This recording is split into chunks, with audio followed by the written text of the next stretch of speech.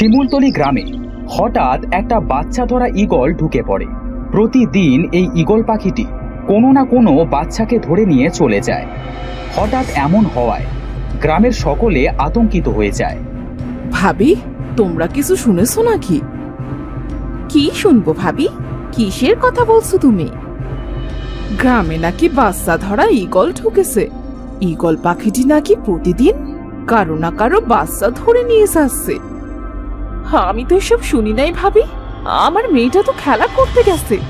আমি বরং তাড়াতাড়ি মেয়েটাকে ডেকে নিয়ে আসি। মিলি তার মেয়েকে খুঁজতে থাকে।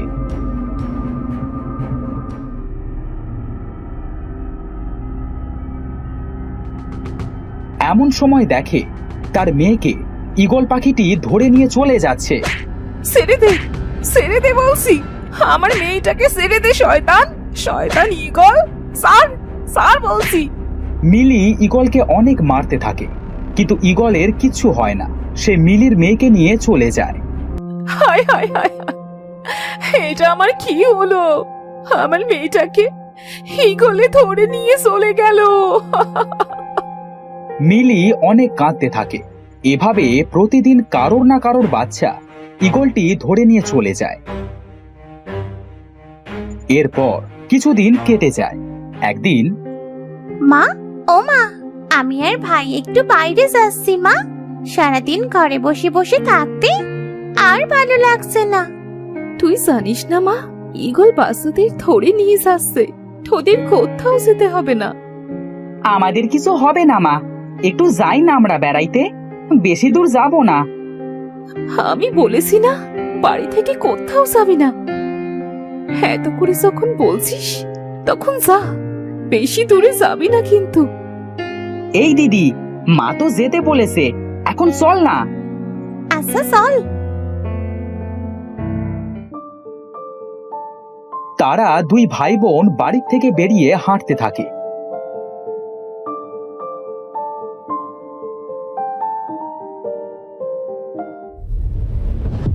এমন সময় ঈগল পাখিটি এসে রিফাতকে ধরে নিয়ে চলে যায়।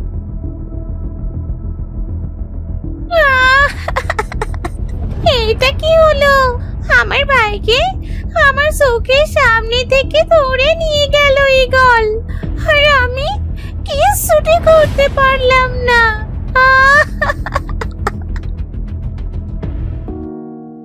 আমি আমার ভাইয়ের কিছু হতে দেব না। আমি উদ্ধার করব আমার ভাইকে। ঈগলটি এই দিক দিয়ে গেছে, আর দেরি করলে চলবে না। জিমি তার ভাইকে উদ্ধার করবার জন্য ঈগলটা যেদিকে গেছে সেই দিকে হাঁটতে থাকে।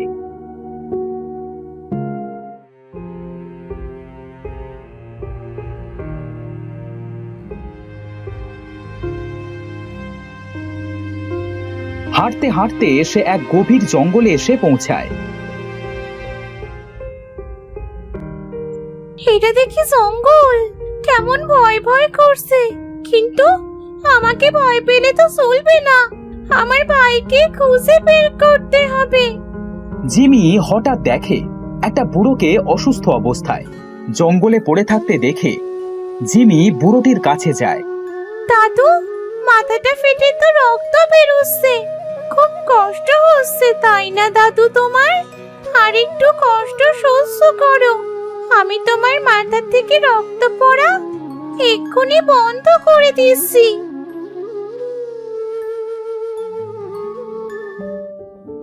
জিমি কিছু লতা এনে সেটা ডোলে বুড়োর মাথায় লাগিয়ে দেয়। এরপর জিমি তার জামার কিছু অংশ ছিঁড়ে বুড়োটির মাথায় বেঁধে দেয়। ধন্যবাদ তোমাকে মেয়ে, তুমি যেমন সাহসী তেমনই বুদ্ধিমতী। ধন্যবাদ কেন দিচ্ছ দাদু? তুমি অসুস্থ অবস্থায় পড়েছিলে, তাই আমি তোমাকে সাহায্য করেছি মাত্র। তা তোমার মাথাটা ফাটলো কিভাবে দাদু? এক শয়তান ডাইনির সাথে লড়াই করতে যে আমার মাথাটা ফেটে গেছে। তুমি ডাইনির সাথে লড়াই করেছো? তাহলে তো তোমার খুব কষ্ট হয়েছে। ডাইনির সাথে লড়াই করেও আমি ডাইনিটাকে মারতে পারলাম না। আচ্ছা, এসব কথা বাদ দাও, তুমি এই গভীর জঙ্গলে কেন এসেছো? বাচ্চা ধরা ঈগল আমার ভাইকে ধরে নিয়ে গেছে জানো, তাই আমি তাকে উদ্ধার করতে চাচ্ছি। আমাকে যে ডাইনিটা আঘাত করেছে ওই ডাইনিটাই গ্রাম থেকে তার ঈগল সন্তানকে দিয়ে বাচ্চা ধরে নিয়ে আসছে। ঈগল ডাইনিটার সন্তান? হ্যাঁ, ঈগল ডাইনিটার সন্তান। ঈগলকে ছোট থেকেই ডাইনিটা বড় করেছে। এই ডাইনি বাচ্চাদের কেন ধরে নিয়ে যাচ্ছে?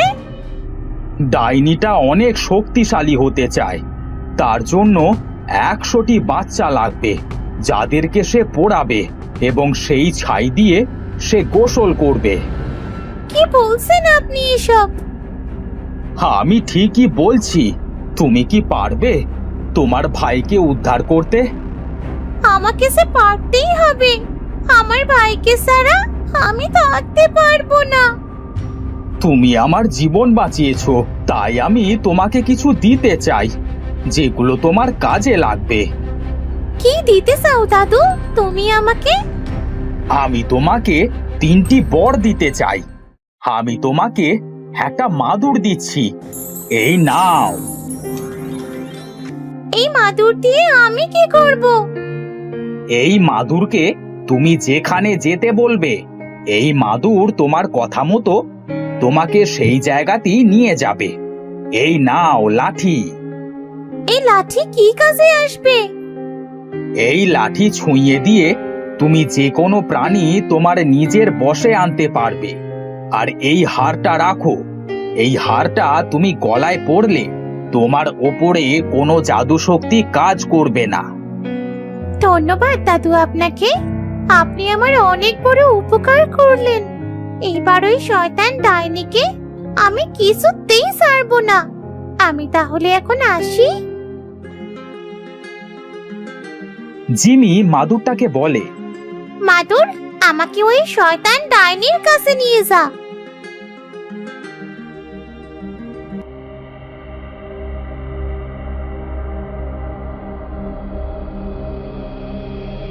সাথে সাথেই মাদুরটি উড়তে উড়তে জিমিকে ডাইনিটার কাছে নিয়ে আসে। জিমি যে দেখে ডাইনিটা যজ্ঞ করছে। শয়তান ডাইনি, তুই বাচ্চাদের ধরে নিয়ে এসে যজ্ঞ করছিস সেখানে? তোকে আজ আমি কিছুতেই ছাড়বো না। এই পুচকে মেয়ে, তোর এত বড় সাহস আমাকে ধমকাস, তাও আবার আমার আস্তানায় এসে? হ্যাঁ, তোকেই ধমকাচ্ছি, কারণ তোকে মেরে আমি সকল বাচ্চাদের উদ্ধার করব। ঈগল বাবা, আমাকে নাকি মারবে এই পুচকে মেয়েটা? ওকে মেরে ফেলো তো বাবা। আমি এক্ষুনি যাচ্ছি মা। ঈগলটি জিমিকে মারতে যায়। সাথে সাথেই জিমি কাঠিটা বের করে ঈগলের গায়ে ছুঁয়ে দেয়। তখন ঈগল বলে, হুকুম করুন প্রভু, আপনি যা বলবেন আমি তাই শুনবো। এই ঈগল, তোর কি মাথা খারাপ হয়ে গেছে নাকি? কি উল্টো পাল্টা বকছিস তুই? আমি ঠিকই বলছি। কি করলি তুই আমার ছেলের সাথে? আজ তোকে আমি কিছুতেই ছাড়বো না। তুই যতই জাদু করিস না কেন, আমার কিচ্ছুটি করতে পারবি না। আর যাকে তুই ছোটবেলা থেকে নিজের মতো করে বড় করে তুলেছিস, সেও এখন আমার দাস। ছেড়ে দে, ছেড়ে দে আমার ছেলেকে। তুই এই ঈগলকে দিয়ে অনেক মায়ের কোল খালি করিয়েছিস। দেখ, নিজের সন্তানকে কেড়ে নিলে কেমন কষ্ট হয়। ঈগল, আমাকে তোর পিঠে নে।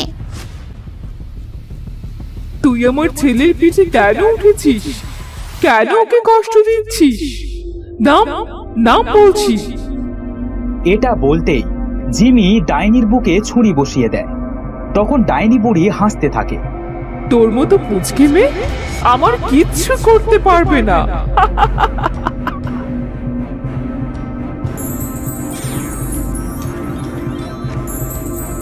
তুই খালি খালি তোর শক্তি নষ্ট করছিস। জিমি কিছু সময় ভেবে বলে, ঈগল, তুই কি জানিস বুড়ির আত্মা কোথায় আছে? জি প্রভু, আমি জানি বুড়ির আত্মা কোথায় আছে। বের করে নিয়ে আয় দেখি বুড়ির আত্মাকে। ঠিক আছে প্রভু। এটা বলে ঈগল তার নিজের বুকের ভিতর থেকে তার কলিজা টেনে ছিঁড়ে নিয়ে আসে। সাথে সাথে ঈগলটি মারা যায়। ওরে মরে গেলাম রে, কেন করলি বাবা তুই এমন? এরা সবাই মারা গেছে। এসব সম্ভব হয়েছে বুড়োর দেয়া 3 বরের জন্য।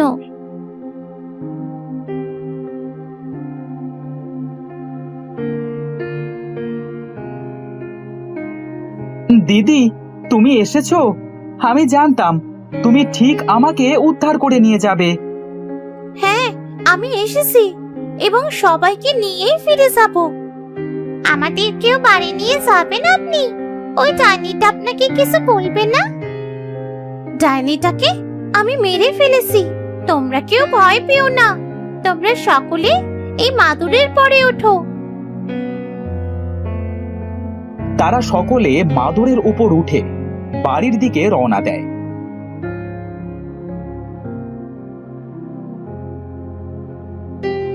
বাড়িতে যাওয়ার পথে তারা একটা বাঘকে হরিণ শিকার করতে দেখে। আমাকে এই হরিণটাকে বাঘের হাত থেকে বাঁচাতে হবে। দিদি, এই বাঘটা আমাদের খেয়ে ফেলবে না তো? না ভাই, আমাদের কিচ্ছু হবে না। কিন্তু আমাদের খুব ভয় করছে দিদি। তোদের ভয় করলে তোরা মাদুরের পরে থাক, আমি একাই যাচ্ছি।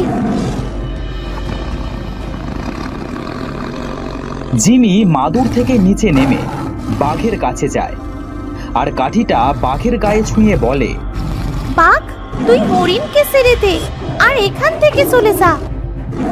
সাথে সাথে বাঘটা সেখান থেকে চলে যায়। সত্যি তো, বাঘটা তোমার কথা শুনলো দিদি। হ্যাঁ রে ভাই, এখন থেকে আমি সবাইকে সাহায্য করব। আমাকে বুড়ো যে 3টে বর দিয়েছে সেইটার জন্যে। এরপর তারা আবার মাদুরের ওপর ওঠে।